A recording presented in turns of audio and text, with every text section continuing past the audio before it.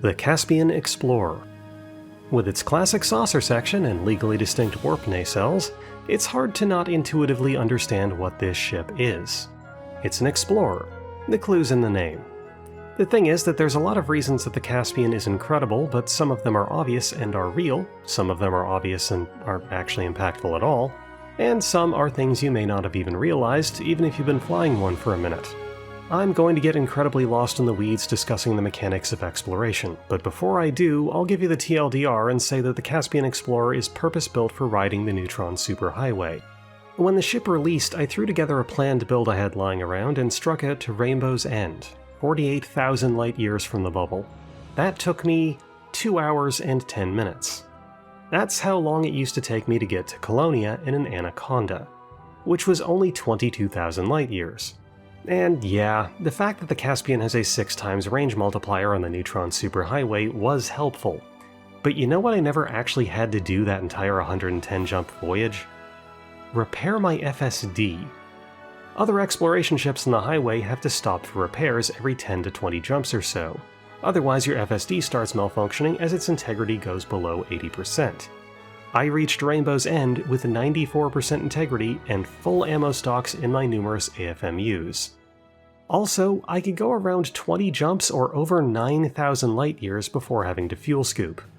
Add in the fact that it has pretty damn good supercruise maneuverability for a large class ship and very generous internal compartments, and you'll realize that the Caspian is the only ship you should ever consider if going from one sector of the galaxy to another is the only concern. But that's the thing, it's not usually the only concern. I'm sure most Mandalay lovers began immediately tugging at their collars when this ship was first announced, me included, but it doesn't completely dethrone the Mandalay. However, in order to understand why, we first need to remember how we even got here. The release of the Mandalay was a tectonic shift in ship balance. This ship can do literally everything except high-capacity freight hauling, but what it was strongest at was exploration and exobiology. Even now, the Mandalay has the highest possible jump range of any ship. And it does so while being really maneuverable, fast, and having an embarrassment of optional internal slots for comfort amenities. Even if the Mandalay only had the same jump range as the Krait Phantom or Asp Explorer, it would still be the premier exploration vessel due to ship-wide improvements in quality and comfort. It was difficult to imagine how you could even make a better exploration ship without just giving a ship a longer range. The Corsair also shook this up a little. It's not specifically an exploration ship, but its jump range is comparable with the Krait Phantom and Asp Explorer, while also being better at literally every activity than the Python. If the Corsair launched prior to the Mandalay, it still would have power-crept the Krait Phantom as the premier self-sustained deep space exploration vessel.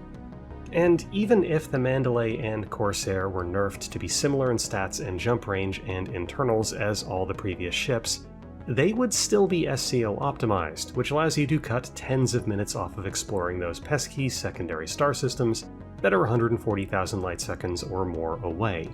But instead, they can do all that while also jumping farther to boot. Of course, many proponents of the old ships are quick to point out that a high jump range isn't technically the most important thing for an exploration ship to have, as once you are sufficiently far from the bubble, it's generally a good idea to turn your galaxy map routing from fewest jumps to most economical. If you're mapping out a sector or just combing for Earth-likes, it really doesn't matter how much distance you cover each jump. Jump range in exploration ships is just a time-saving feature for shaving literal hours off of the journey out to the wilderness from civilization. Every day, the distance you have to travel in order to find unexplored systems increases. It also improves your response time if a juicy community goal crops up and you happen to be out in the Vales with only 1 week of time to log a contribution. If you want to take a 1-month expedition to a far sector, then a ship with a 90 light-year jump range can ride the Neutron Super-Highway out to that sector from the bubble in just a single day. That leaves you 28 days to actually map the sector at your leisure, knowing that it will only take you 1 day on the highway to get back. Meanwhile, if you try the same thing in a Sidewinder, you may have to budget a week of play sessions for the trip out and another to get back. All while having less margin of error and fewer amenities because, to paraphrase Hawks, you are driving a glorified box of tissue paper for that entire month of Sundays. The yardstick for intragalactic travel is the Seoul to Colonia Neutron Super-Highway run. How fast can you get your ship to travel 22,000 light-years? The Neutron Super-Highway multiplies the jump range of your ship by 4 so long as you successfully fuel scoop from the jet cone. Ships riding the highway need a functional fuel scoop, but also the power budget to run an auto field maintenance unit, which isn't actually that hard because you can power down your engines during FSD repairs. And you have to drop out of supercruise to repair your FSD anyway. So really, a high jump range was the primary concern, followed by fuel efficiency since you would eventually need to refuel at an actual star rather than a pulsar. FSD integrity also played a minor role, but the only ship with an FSD above Class 5 with any jump range worth mentioning was the Anaconda. Higher FSD integrity meant you could go longer between repairs, and ships with larger FSDs could probably also fit and power more AFMUs to repair that integrity faster. Before the new wave ships, the record was around 90 minutes in an Anaconda. Then the Mandalay came out and that record was pushed to under 1 hour. And then the Caspian came out, and that record is now sub 40 minutes. But why? On paper, the Caspian has a worse jump range than the Mandalay. It can't even use pre-engineered FSDs. Where is it getting all that extra time? Well, it doesn't hurt that the ship has a 6 times multiplier to supercharge jump range after scooping a neutron star. But that's actually only half the story. The Neutron Highway heavily rewards ships that can go longer spans of time without needing to refuel. This is why the old 90-minute Anaconda speedrun to Colonia actually added additional fuel tanks. The Anaconda has an undersized fuel tank, meaning that it had a significant problem in effective range. It drank a higher percentage of its fuel tank per jump than most other ships, making it somewhat suboptimal for the highway and meaning its vaunted jump range when stripped down was a bit misleading. The Mandalay has a maximum jump range of 91 light-years and an effective range of 622 light-years. This is because its FSD has a max fuel per jump statistic of 5.2 tons with a 32-ton tank. The Caspian Explorer has a maximum range of 83 light-years and an effective range of 571 light-years, because its 8A fully engineered FSD takes 20.7 tons per jump and it has a fuel tank of 128 tons. But if you slot in that special Mk.II supercharge optimized SCO FSD and fully engineer it, it now takes you, and I shit you not, 6.8 tons of fuel per jump and now has an effective range of 1677. The bonus supercharge multiplier is whatever, it's nice, but this ship is simply too fuel efficient to even make sense. Why is a Class 8 FSD using amounts of fuel comparable with a Diamondback Explorer? Well, it's actually a pretty complicated topic. You see, fuel scooping happens at a rather fixed rate. There isn't engineering to make it go faster. In order for fuel scooping to not be an absolute chore, you will typically want a fuel scoop one size larger than your FSD. The Anaconda actually avoided this by having a rather criminally small FSD for its size, but also a hull mass so low that many consider it to be a legitimate mathematical error. But the Caspian rather properly uses a Class 8 FSD, and there is no such thing as a Class 9 module. Period. If your ship has a Class 8 FSD, it will scoop more slowly than a smaller ship that has an optional slot larger than its FSD. And it gets even worse.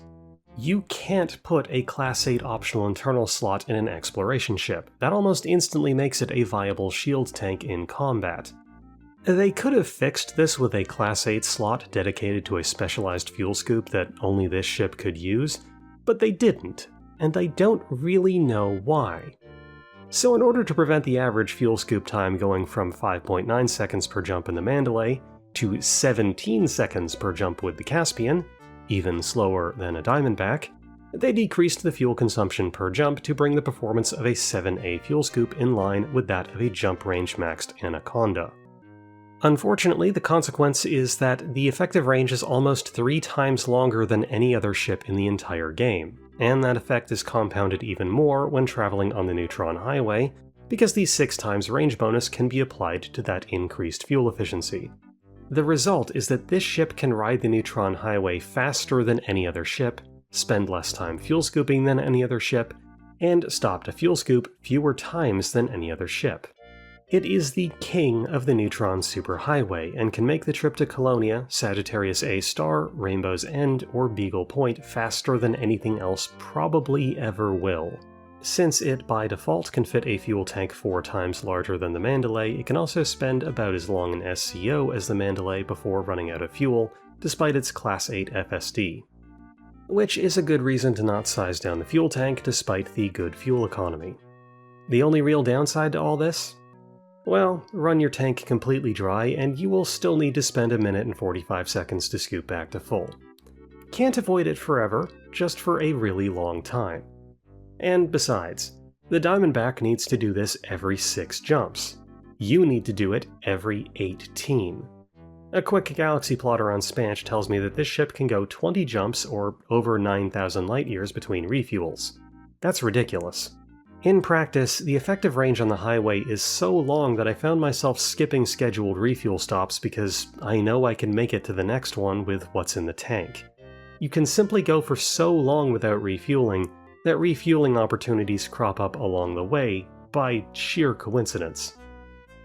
In addition, FSD integrity scales up with FSD size, and compiling onto this, the Caspian doesn't need to use a pre-engineered FSD to do what it does.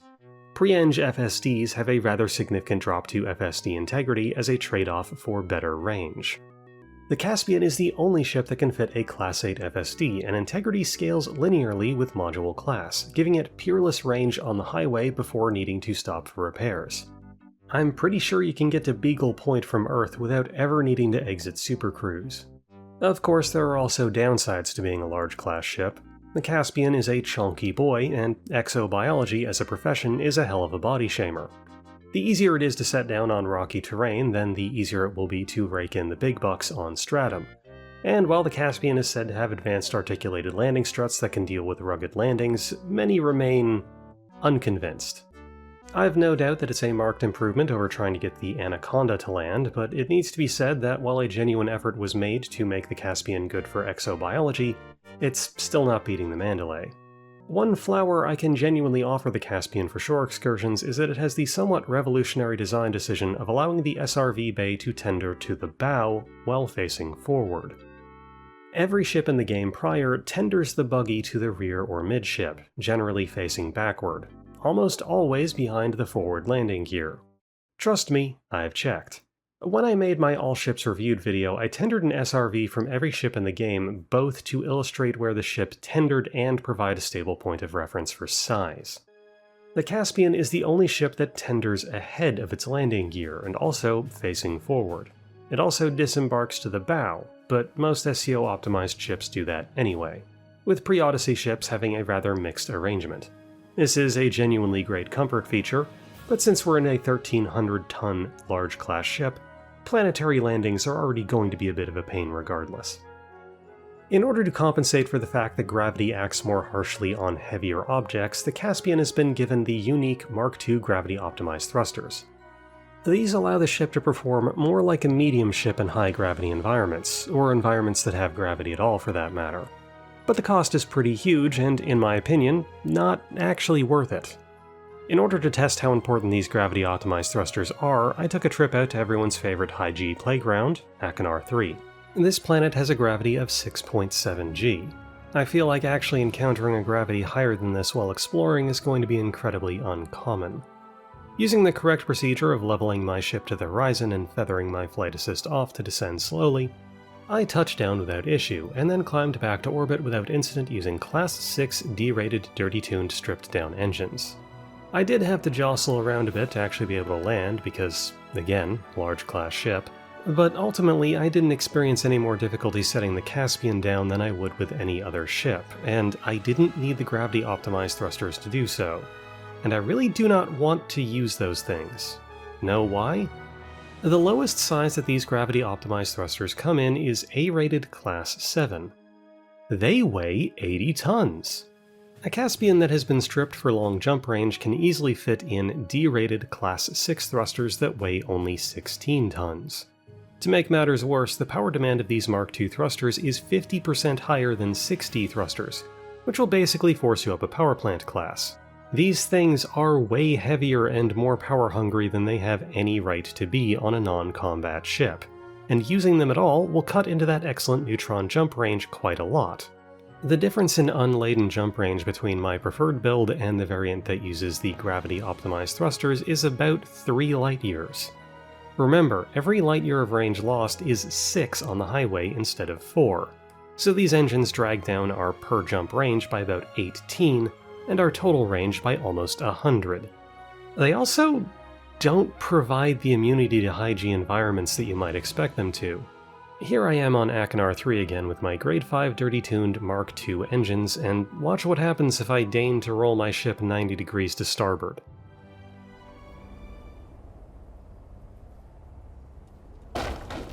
Yeah, that's not worth it. I would really only recommend using gravity-optimized thrusters if you specifically expect to encounter exceptionally high-gravity worlds. A good pilot can always at least touch the ground on a high-G planet with weak thrusters, so long as they're able to boost in order to take off again. The Mk.IIs make this easier, but it's not a cheat code. It's actually closer to a crutch for novice pilots, and may end up training some bad habits.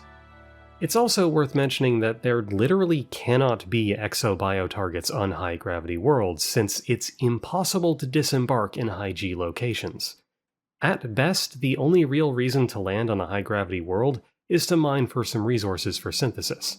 Compared to the Mk.IIs, it saves a lot of power and weight to just use a sufficiently sized, engine-focused power distributor and then use boosting to get the necessary vertical thruster strength to take off from high-G environments.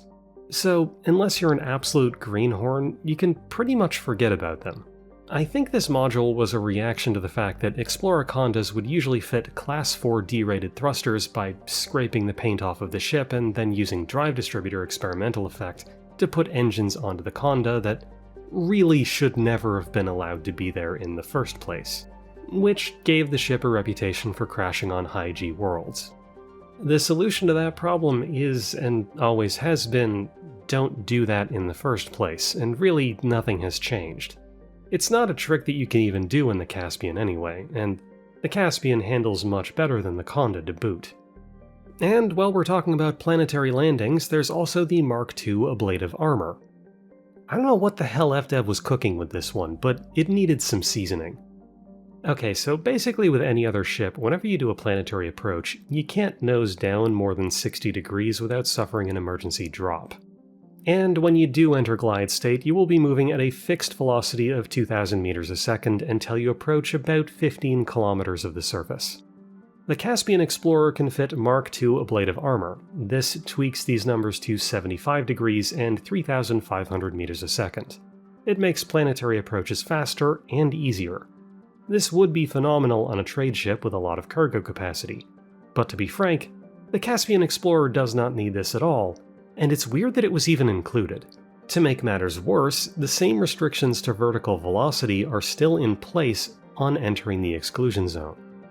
So, if you still have a lot of momentum from supercruise and you try to speedrun your orbital cruise, you'll have even less margin for error when coming in at 75 degrees than you did at 60 degrees, because more of your velocity is vertical than horizontal.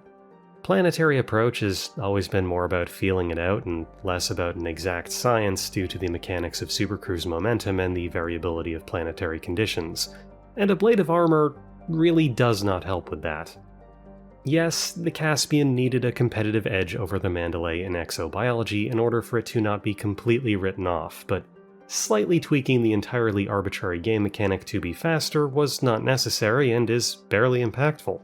Explorers and exobiologists are absolutely fine wasting weeks of their own time in the full spectrum scanner. Cutting 15 seconds on a planetary approach is a drop in the bucket to them.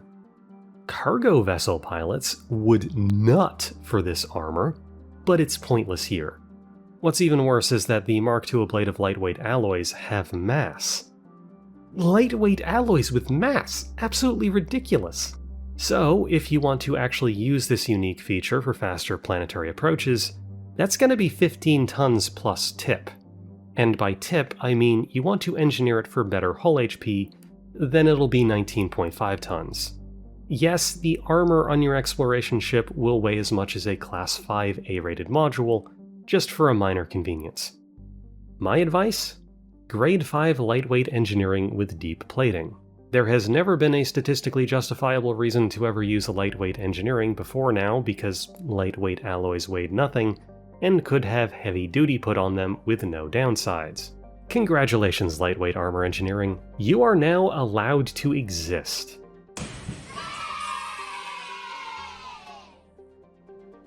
Of course, using lightweight engineering with deep plating results in basically the same armor value as no engineering at all, except now it weighs only 6 tons instead of 15. Having a paper-thin hull is not optimal, and further incentivizes some investments in shields in case of a crash landing. I ran the numbers in EDSI, and if you want a decent hull HP, it's mathematically best to use lightweight grade 5 deep plating reinforced alloys than heavy-duty deep plating lightweight alloys, and it's just a little less efficient per ton of hull plating compared to lightweight engineered lightweight alloys, and only weighs 13.5 tons. You can also just fill any vacant optional slots with lightweight or heavy-duty deep plating 1D hull reinforcements for additional buffer. Still, that's more weight than we should really need to carry. Yes, the solution is to just never crash, but have you ever actually been on a long-term exploration trip through multiple galactic sectors? Spending that long in the pilot's seat means that mistakes will happen, consequences will compound, you will eventually zone out and hit the surface at near your full speed, and you'd better have the shield and/or hull HP necessary to tank that. Thankfully, the shield modifier on the Caspian is pretty strong, 500 compared to the Cutter's 600, the Corvette's 555, and the Anaconda's 350.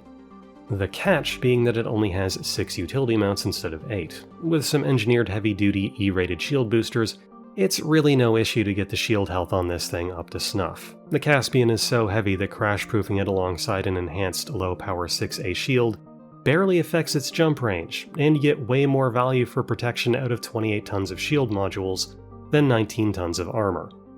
Especially if you keep 4 pips into systems to boost its strength. Speaking of pips, you can pretty much put 4 pips to systems and 2 into engines and forget about it. Much like the Mandalay, the Corsair, the Python Mark II, and especially the Kestrel, this ship has a very high minimum thrust coefficient. It'll do 76% of its normal speed with 0 pips into engines. Compare with the Anaconda, which will only do 44%, and a Federal Corvette, which will only do 50%, and a Python, which will do 60%. So the Caspian's role is as an explorer primarily, and I say this because all the amenities that are designed to make it more viable as an exobiology ship cost a lot of weight, which kinda devours the extra jump range it gains from the Neutron Highway. Throw out those modules that are only for interacting with planetary surfaces, and the Caspian Explorer is unmatched in traversing long distances at speed, and mapping and probing planets in the traditional pre-Odyssey exploration activity. With the additional bloat weight to make it an exobiology ship, I think I prefer the Mandalay because it'll get there about as fast, handle better, and put its landing gear down more easily. Now, this is a controversial thing to say, but that's fine? Like, we're so used to these new wave ships completely power creeping every ship prior, but in this specific circumstance, these two ships have been balanced appropriately to each other. They still absolutely blow everything in the game prior to the Mandalay out of the water, but it's nice to have the option between a smaller, zippier ship that is easier to put down, and the big boy, who is more specialized for long-distance journeys, but is still in the same league. This is a fascinating microcosm of the new premium ship model. It's very clear that the new wave ships are meant to power creep the ships prior. But will they power creep other new ships? It's too early to say. I am guilty of playing gacha games like Genshin Impact over my morning coffee. Perhaps this is why I'm numb to the concept of power creep. Assuming you're unfamiliar, it's pretty standard for new characters in these games to simply be statistically superior to every character prior. And if they aren't, the fanbase actually is generally unhappy about it. And for a quick and dirty visual representation of how bad power creep is over there, this is what the fastest land speed of a character was at launch. And here's Varessa, who launched 5 years later. Pretty crazy stuff, isn't it? Elite Dangerous isn't quite to that point, but the Kestrel is starting to look that way. For the sake of sanity, it's important to at least pretend that these new ships are comparable to each other, because they definitely are not comparable to the original run ships. It's also worth noting that the Mandalay costs a new player like 19 million credits, and the Caspian costs more than 10 times that. A good Mandalay with everything and the kitchen sink thrown in will cost you about 48 million with maximum discounts. The Caspian will cost about 450 million. The Caspian may cost 10 times as much, but it is not 10 times the ship, if you ask me. And now for something completely different. How's the Caspian for roles outside of exploration and exobiology? I suppose I should start with an overview of the ship's internals. Hard points: 1 large, 6 medium. A bizarre arrangement, good for pack hounds, railguns, modified plasma chargers, and mod shards.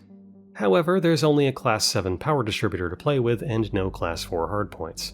This ship's heat capacity and max dissipation are comparable if not better than a Cutter, Corvette, or Anaconda, so you can treat it similarly to the old standbys if you just want to slap a bunch of railguns on it, at least in terms of thermal load.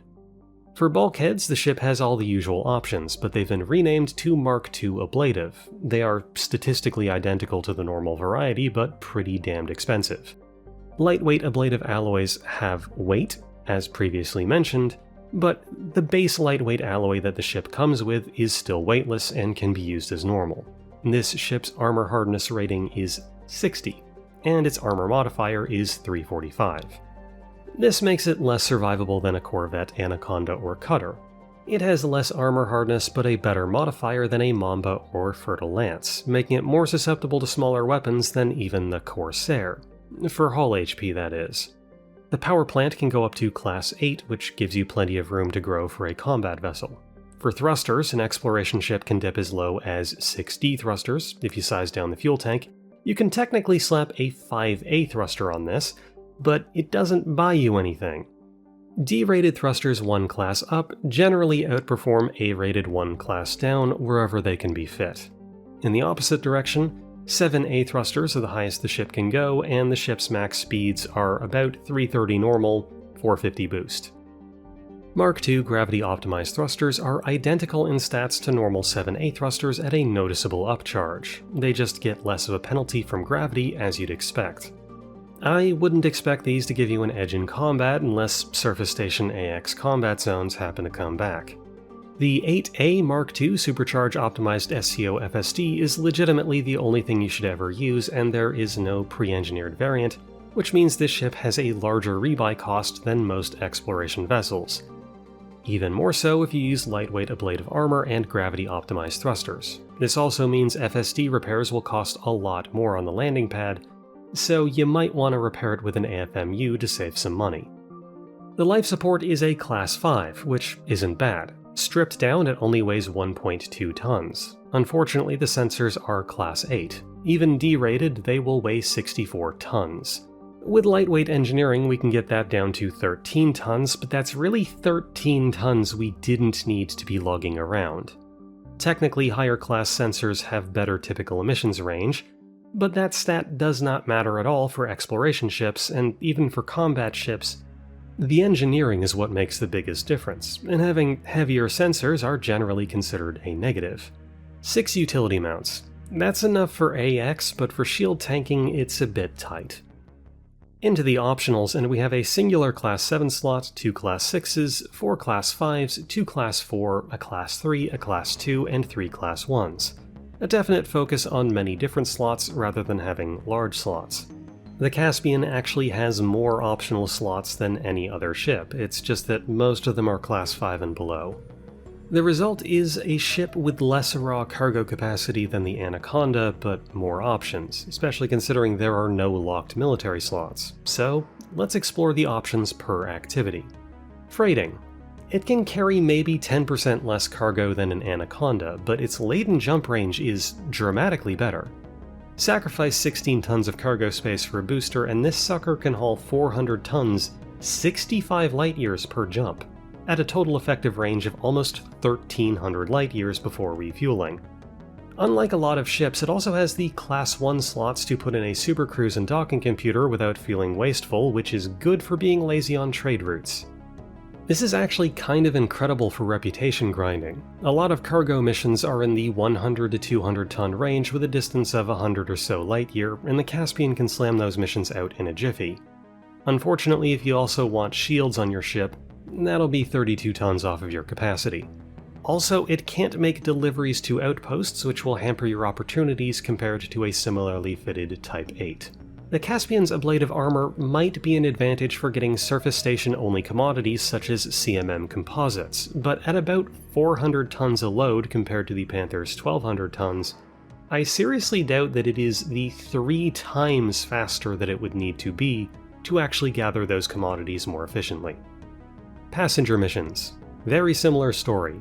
About 10% fewer passengers, but an excellent jump range of over 60 light-years, when the Anaconda can only manage 42. We might actually be looking at the best passenger ship in the game, for all that that matters. We all know that passenger missions are kinda useless content unless it's Robigo mines, in which case only the Python and Corsair can really be used.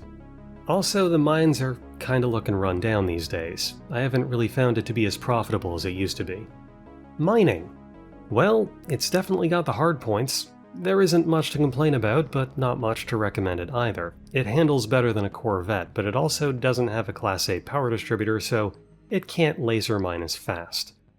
Put cargo racks in the Class 7 and 6 slots, fill the 5s with collectors and a shield, and then a mining multi-limpet controller, a 3A prospector, a 4A refinery. The main advantage is that you can mine about 250 tons of ore and then also jump at 56 light-years per jump without having to swap ships at a carrier. We live in a post-Type 11 world though, so I really don't know why you'd mine in anything else. Bounty hunting and combat. Medium hardpoints are capable of striking hard, but their overall damage potential before running out of ammunition is relatively low. This is one of the main reasons why people love the Corvette so much. I'm people, by the way. Every class of multi-cannon has the same max ammo count, but the individual bullets deal more damage, meaning that the amount of kills you can get before needing to restock is a function of how big your guns are. This is true for every projectile weapon, and even lasers deal better damage against hull at higher classes, which is important because thermal is particularly weak against hull HP. Missiles always deal the same damage regardless of hardpoint class, but higher missile hardpoint classes just get to have more of them, which of course means more overall damage before restock. Railguns and plasma accelerators run out of ammo very quickly unless you use plasma slug, which you probably should if you're firing 6 of these at the same time. Not because it mitigates the ammo problem, but because it cuts the thermal load on railguns. 6 railguns are going to overheat basically anything, and also drink most of the capacitor. This does come at the cost of 10% damage per shot, but the ability to deal functionally infinite damage without needing to restock offsets this. Remember, you have a 128-ton fuel tank. Unfortunately, due to the reduced utility mounts, the Caspian can't be anywhere near as hardy as the Anaconda, Corvette, or Cutter, and it's still a pretty big target, meaning it will get shot quite a lot. This is made worse by the fact that it can't fit a shield cell bank the same size as its shield generator, and its power distributor isn't strong enough to feed its weapons without neglecting its shield pips. I'd definitely say the Caspian is combat worthy, but it's not competitive. Anti-Xeno combat. Yes, it still exists, it's just not important anymore. The Caspian has the 6 medium or larger hardpoints necessary to Instagib a Cyclops without ammo synthesis, and it can have a long jump range while doing it, which means it's incredibly viable for high credit per hour grinding out in the Pleiades sector. Its numerous internal compartments at Class 5 and above make it a perfectly good hull tank, and the fact that it can fit 6 AX weapons while still having a slot left for a Class 2 or Class 3 thermal vent beam laser is almost perfect. There are no Class 4 AX hardpoints, and the ones that people use are mostly Class 2s anyway. It's way better at AX than the old Instagib hull tank Anaconda, being faster and handling better while also arguably bringing more of the DACA. I'm not sure if it beats the Corsair though. Ironically, we've been getting spoiled for choices when it comes to AX ships almost immediately after the content was sunset. It's actually pretty depressing because those gravity-optimized thrusters would be hilariously good in surface station conflict zones. And for reference of how good of a hull tank this ship can be, it actually forced a rebalance of the damage resistance systems. The Caspian has so many different optional slots that, back at the ship's launch, if you filled all of them with specialized hull reinforcement, you could become functionally invulnerable to a specific damage type. FDev was quick to zip that one up. Damage resistance is now capped at 65%, I believe, and it doesn't matter for AX combat because Thargoids deal absolute damage, which ignores damage resistance and only cares about your raw HP. Now that we've covered multi-purpose viability, we can get into the builds. I'm going to offer 2.5 builds here. EDSI links in the description as always. Pay extra attention to the power priorities set in these builds. They will not function without them. Build number 1. The Colonia Express. This is your standard maximum jump range build for the Neutron Highway. Per jump range in this has peaked at about 560 light years, when the fuel tank is running dry. This is the build if you want to jaunt over to Colonia, stare into the Milky Way galaxy's red-tinted butthole, Sagittarius A star, or make the pilgrimage to Rainbow's End or Beagle Point. Standard lightweight alloys at whatever grade or heavy-duty engineering you can afford, and a 2A power plant. Overcharged grade 5, stripped down or thermal spread, barely matters either way. 60 thrusters, stripped down, clean or dirty tuning, doesn't matter. Fully engineered Mk.II supercharge optimized SEO FSD mass manager. Grade 5 lightweight life support, you can get this from an engineer in Colonia. A 1D power distributor stripped down. 6D sensors, grade 5 lightweight, 128-ton fuel tank. No hardpoints or utility mounts, a 7A fuel scoop, a Class 5 FSD booster, and an assortment of cargo racks, AFMUs, and flight computers you care for. It really doesn't matter. I stuffed a bunch of repair units in here because it theoretically allows for longer range voyages before needing to repair, but I still haven't popped a seal on any of them. Remember to turn off your AFMUs or set them to priority 5 so that they will only power on when your engines are off. Oh, and turn off your cargo hatch. The Colonia Express is the build to use when you just have to be at a specific place as fast as humanly possible. Even in the bubble where neutron jumps are sparse, I've found the improved range bonus from white dwarf stars to have a pretty good hit rate on zipping around the bubble in just 2 jumps using in-game automated routes. You can use this build for general exploration, but Exobio will likely incur minor hull damage every landing that you'll have no way to deal with. Flying shieldless isn't nearly as dangerous as you might think, I promise, but for long-term exploration expeditions you want to go with something a bit more comfortable. And so for the second build we have the USS Yamato. That was the sister ship to the USS Enterprise D, by the way. That ship blew up in 2 different episodes. Quite the legacy. This is my preferred build for general use, ruggedized for fault protection and comfort. We have lightweight ablative alloys engineered to grade 5 lightweight, deep plating. A 4A power plant armored grade 5, double braced. I have a 40-minute long script lying around about the specifics of how to engineer power plants for exploration ships. We simply do not have the time. 60 thrusters, dirty tuned drag drives. Mk.II SEO FSD, long range mass manager. Lightweight 5D sensors and life support. That is never going to change. A 4D engine-focused superconduits power distributor. You really only need your distro for boosting, and this can't boost often, but it is the lightest you can get away with. Utility mounts contain 5 E-rated grade 5 heavy-duty supercap shield boosters and a lightweight heatsink launcher. The launcher isn't really necessary, but I've balanced the power needs on this ship very carefully. 7A fuel scoop, 6A enhanced low-power stripped-down shield generator. A 6A AFMU, a Class 5 FSD booster, 3 5A AFMUs, 2 anti-corrosion cargo racks, a pre-engineered detailed surface scanner, a 2G planetary vehicle hangar, a 1D repair limpet controller, and then a docking and supercruise assist. In this configuration, if the planetary vehicle hangar is on priority 5 for power, it will be shut down at all times until you land, at which point it will automatically boot up due to the power being freed up by shutting down your engines.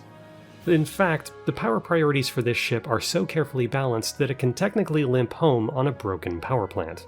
Now, that additional half a build is a modification to the Yamato. We're going to call it the kitchen sink. Size up the power plant to Class 5 and then change out 2 gravity-optimized dirty-tuned stripped-down engines. Size up the distro to 5A charge-enhanced superconduits. Slap a couple mining lasers on there, size up the repair limpet controller to 3D, and throw whatever lightweight engineered weapons you care for in the remaining hardpoints. I recommend plasma slug railguns and plasmas, maybe a multi-cannon and a dumbfire missile rack. I sometimes like to blow up exobio targets that took me a long time to track down. It's cathartic. No need for pre-engineered mining lasers, they mine slower than Class 2s and have the same weight. In conclusion, the Caspian has effectively shrunk the entire galaxy.